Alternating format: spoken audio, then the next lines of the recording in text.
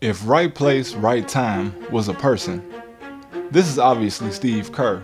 But understanding how this man has had one of the most successful NBA careers ever across playing and coaching, from being one of the most accurate three-point shooters in his playing days to one of the greatest coaches in NBA history. 9 rings. He already had 5 rings before he ever became a coach. The man was a part of 2 dynasties in 2 different decades. But understanding how Steve Kerr became Mr. 9 Rings, we have to go back to the beginning.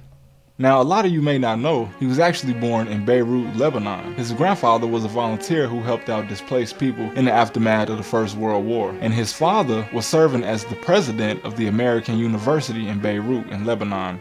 So as a result, this is where Steve grew up. But unfortunately, growing up there in the 70s and 80s, this was right in the middle of the Cold War, and in Lebanon specifically, the Lebanese Civil War. Now, he attended most of his primary school in Lebanon before finishing high school in Los Angeles, being recruited by Arizona State. But the year after he would graduate high school and start his freshman year, his father would unfortunately be assassinated as a result of this civil war just outside his office at the university in Beirut. But he still managed to play 4 years at Arizona State, and in 1988, he would even manage to be drafted in the 2nd round by the Phoenix Suns. He started his career, and it seemed like he would be a journeyman, only averaging about 2 or 3 points a game. He was a bench player and a role player, and this was the case pretty much from 1988 to 1993. But in 93, after signing with the Chicago Bulls, Steve Kerr was in a weird place.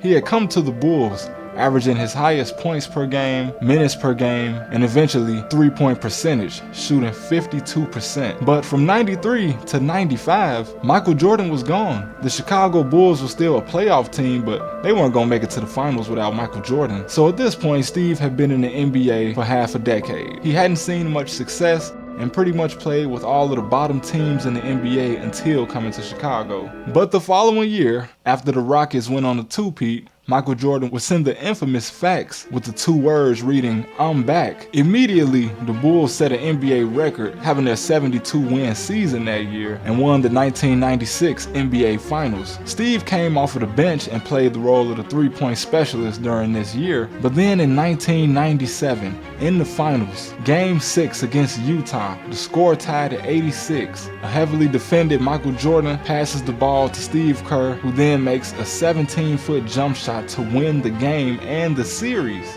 And this will be the start of Steve being in the right place at the right time. And then in the following finals the very next year, in the last minute of game 2, he missed a 3-pointer and grabbed his own rebound over the Jazz. And somehow this 6'3" guard managed to miss a shot and grab his own rebound in the last minute of a finals game, and he passed it to Michael Jordan, helping the team tie the series, which they of course went on to win in 6 games. But of course, after 1998, Michael Jordan was done, and he was again on a Bulls team that would have no Michael Jordan. But not for long, because the San Antonio Spurs acquired Steve Kerr in January of 1999, which, as you will know, is right after they drafted a certain Tim Duncan. And in that season, the Spurs managed to go to the 1999 NBA Finals and win the series 4-1 over the New York Knicks. Imagine winning 3 straight championships with Michael Jordan, only for him to say, "All right, I'm done." And then the back office trades you to the Spurs, who immediately win another championship at the start of a completely new NBA dynasty.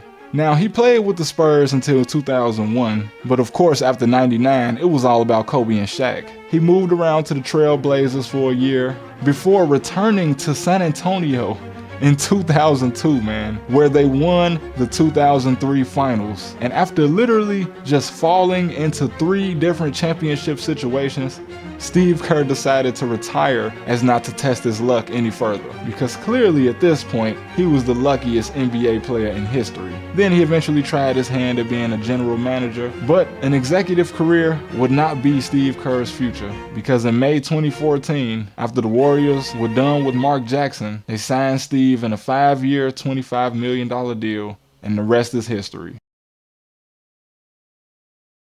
Thanks for watching, and if you guys want to support the channel, I have a Stan store where you can buy digital products to teach you how to run an online business. This is especially good if you're somebody that's trying to get out of a 9-to-5 and work from home and be your own boss.